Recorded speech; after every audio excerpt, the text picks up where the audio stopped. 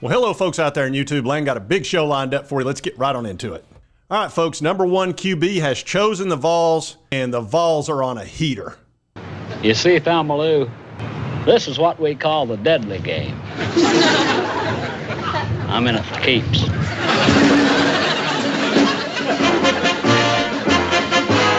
Oh, yeah. Tennessee is feeling good about their recruiting. They're already well into the top 10 in 2024, actually number 6 in the country. And, of course, we're waiting on some more prospects over the next coming weeks. But picking up Faison Brandon, the number 1 player in the country for 2026, is fantastic. You cannot start out any better than that, because the number 1 thing you want to do is get your quarterback for that class. The fact he's the number 1 player in the country is perfect. Now he's going to help you recruit all through the rest of that class, because that's his class now, which is ideal. He's going to want the proper wide receivers to play with him. He's going to want the offensive tackles and guards and folks to protect him.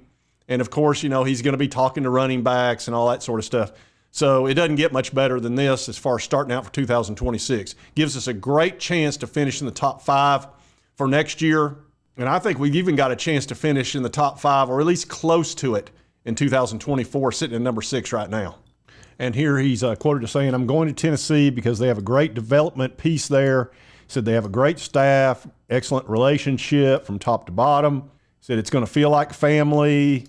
I know I can be developed. It's just the place for me.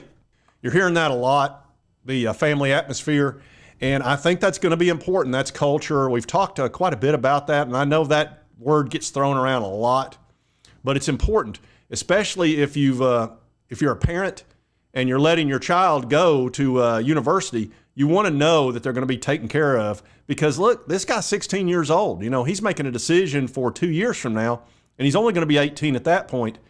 You know, he's still, I promise you, in his parents' eyes, he's a kid. Then they want to know that he's going to be looked after properly. Even if when he turns 18, he's like, I'm a man, I can do what I want. They're still going to see him as a kid.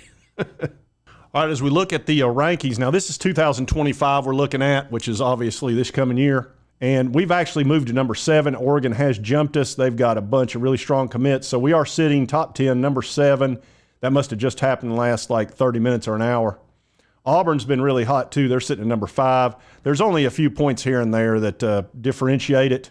And so I easily expect us to finish in the top 10, which would be a nice improvement. We've been hanging around 12 to 14 over the last couple of years. As Heupel continues to build his program, you're going to see us keep moving our way up. Now, I don't know if we can get into the top 1, 2, or 3. That's going to be incredibly difficult in 2026, because the reality is Georgia and Ohio State, they've kind of owned 1 and 2, and then Alabama's pretty much been living in that spot too.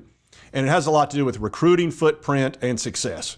And what it boils down to is what comes first, the chicken or the egg. You've got to have some success unless you've got a perfect recruiting footprint, like maybe an LSU or a Georgia or even an Ohio State.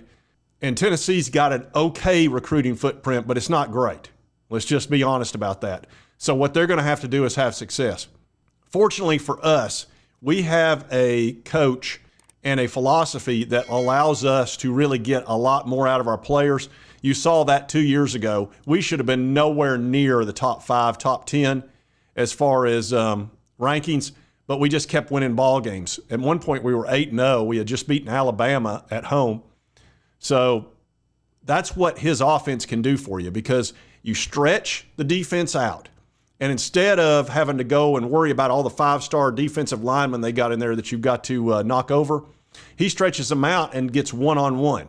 And it also allows our running backs to go into a 6- and 7-person box instead of an 8-man box. You never want to run into an 8-man box. It's just really difficult.